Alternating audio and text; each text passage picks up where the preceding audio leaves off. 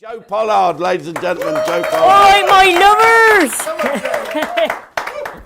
Joe, so we met when you did the audition the other day, the same as Lee. We did indeed, the Gaiety down at Southsea, Jim. That's it, yeah. It didn't quite have all the glitz and glamour of this lovely pleather settee.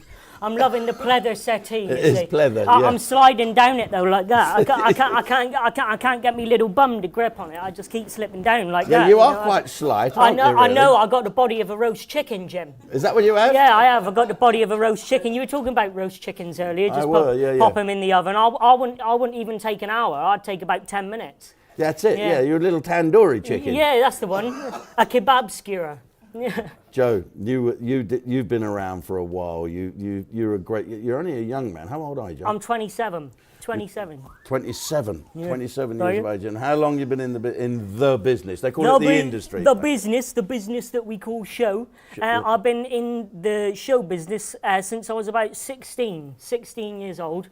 I went and watched Jerry Cottle's Circus. Oh, I love Jerry Cottle. He's a good old mate of mine. The Magic Circus down in Plymouth. I don't know, you've been down to Plymouth, haven't you? It's like a holding pen for the Jeremy Kyle show, isn't it, down in Plymouth? Is that what it is? Yeah. And he said that, not me. Yeah, I'm allowed to say, and I actually know two families that have been on the Jeremy Kyle show as well. Yeah, they did like a lie detector test. But yeah, so down in Plymouth he came. And well, you can't have, the councillors are councillors. Yeah, the councillors. And so I went down there, and I went into Jerry Cottle's little, his little shack. Yes. And I said, look, I'll do anything. I just want to help out. I want to be part of the business because I saw. Shovel up that elephant shit, then. Exactly what he said. Exactly what he said. I was in the ring the next day sweeping up after the show. Seriously? So, yeah. That's how you started. And that's how I started. And it went downhill from there. And then now here on Livestream. and now I'm here on Livestream TV. Yes.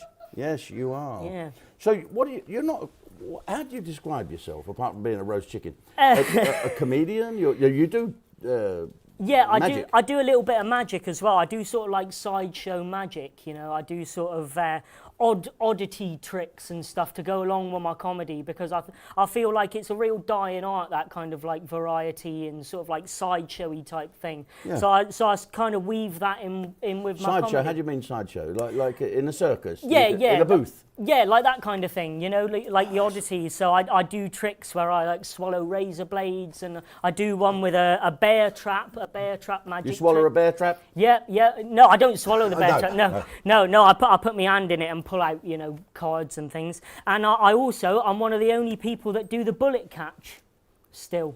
No. Yeah, I do the bullet catch. You can look at that on YouTube. If you type in Joe Pollard bullet catch, it comes up. There you go, folks. Joe Pollard's bullet catch. What? Someone shot you from the audience and you caught it? Yeah, I get a little. Yeah, it was a bad gig, Jim. It was a bad gig. Yes, I've played Liverpool as well. Yeah.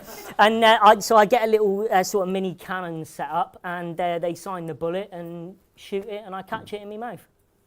Yeah. Brilliant. Yeah. Who perfected that years ago? Houdini did it. He did the trick. Were you a fan of Harry Houdini? Yeah, I was. But it was actually popularised by a guy called Jean-Robert Houdin. And he was the guy who originally came up with the bullet catch trick. And it actually stopped a war, believe it or not, that trick. There was 2 war infractions. And he did a magic show, and it stopped the war because everyone was so impressed with the magic show that they stopped fighting each other. Well, that's interesting how show business can do that, because I've always been entertaining the troops around the world. I'm sure you've done the same. Bobby Davro caused a war. He'll bear me out. In fact, Bobby, come back. But let's get Bobby. Come on, just stroll on. It's okay. It's live. Stroll on. Still with the same glass of wine. Oh my God, it's Bobby Davro. How you doing?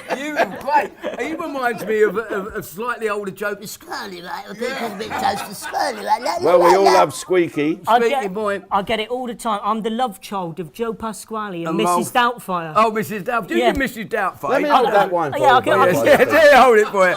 Let me swill my mouth out with it. You do a great Mrs. Doubtfire. I do, but see, Bobby's the impressionist. It's one of the only impressions I can do. Is Mrs. Doubtfire.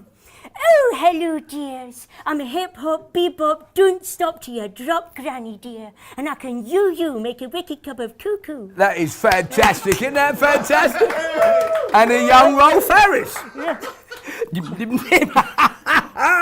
Bobby went to war. In the Second Gulf War, right? The Gulf War, the Encore. Yeah. Right, 93? No, I think it was 93, yeah. Just after, the war was still going on, you know. Well, it was out in the Oman, a brigade were training, ready to go into battle, and Bobby and Steps, and who else was it? Yeah, it was Jerry Steps Halliwell. and Ginger. Jerry Halliwell, Ginger Mrs. Minch, Formula whatever her name One. was. It went on. So Bobby walked on stage, 8,000 troops there in the boiling hot, and he walked on and got some wine and champagne because they weren't allowed to drink, and sprayed it all over him. Within 10 minutes, him and Steps were covered in cans. They canned us. They canned you off. They canned me off. It was great. And I met a couple of SBS boys down there, and they took me. I loved it when I went down and did a grip and grin on a submarine, a nuclear submarine. And it was fascinating. And I was walking around, grip and grin, hello, you Matlocks, and a couple of SBS boys. They said, if you go down there, we'll take you scuba diving, which I'd never done. I've always wanted to go scuba diving. And I walked into the ops room, and the captain's there, and all of a sudden, they were still letting off the missiles. And all of a sudden I've walked in, hello, I'm Bobby Davro, like that, and they all covered the maps up. And a great big hand came out and grabbed me and pulled me out. And we went out scuba diving. It was one of the greatest experiences, and I learned something great about scuba diving. I said to them, why do you always fall backwards? Do you know why they always fall backwards into the sea off the boat? Because if they fell forward, they'd still be in the fucking boat, wouldn't they? And I learned that. My dad does scuba diving, you know. Does he? Yeah, you should get in contact with him. Yes. He'll take you scuba diving. Does he go after the muff? Well, only me mum. Bobby, how long have you been in the business now? God, I've been in the business 45 years. Feathers up my ass. Feathers up my arse. Isn't that right, Daddy, Jack? where's Jonty? Jack? I love Daddy LaRue, he Jonty. was fantastic. Jack is back, and he's got 4 legs. What advice have you got for young children? My advice would just keep going. I think like you, when we talked about it earlier, about finding your own identity. It's very difficult finding an identity. It's great modelling. It's called modelling. You look at people and you admire. And I can say this in front of the General here. I love this guy. I think he's probably one of the greatest comics we've ever had in this country. All this. And basically, you've got to look to what you want to achieve. Find a goal. It's very important to find a goal. A bit like Wolverhampton Wanderers, isn't it? And it's finding your own identity and having something to strive for. If you haven't got a goal, you're sort of lost in the world. What about a personal thing to rub in? Because, listen, young fella, we've been around a while. We've been up and down like brides' nighties, the pair of us. Personally, is to keep it separate. Yeah. Yeah. Would you say that? I would exactly say that. Don't let it go to your head. It does go work to your head. Work to live, don't live to work. Yeah, and don't marry anyone that's not in the business. Yeah. He can tell you that 5 times. With the first time I ever met his future ex-wife. Number 5, come in, number 5. And you came up and said, this is Michelle, she's my 5th wife. And I said, she wouldn't be my first choice either. And you laughed, and she didn't laugh. And it was lovely, I did the speech for you. And the wedding's great, and I always think that, because you know what happened a few months ago when I lost Vic, and it's a bit different to, well, no, a marriage, a wedding is different to a funeral, because at a funeral you don't have to take a present. You don't? No, you don't have to take You don't have to have pictures taken neither, do you? No. And the women look much better in black. Of course they do. With the which wedding. reminds me, actually I've got to go and visit my ex-wife's funeral, grave tomorrow. Yeah. She's not dead, she thinks I'm digging a fish pond. Let's stick some gags into end, for Christ's sake. When I married her, she had big tits and long legs. Now she's got long tits and big legs. She won't be watching this.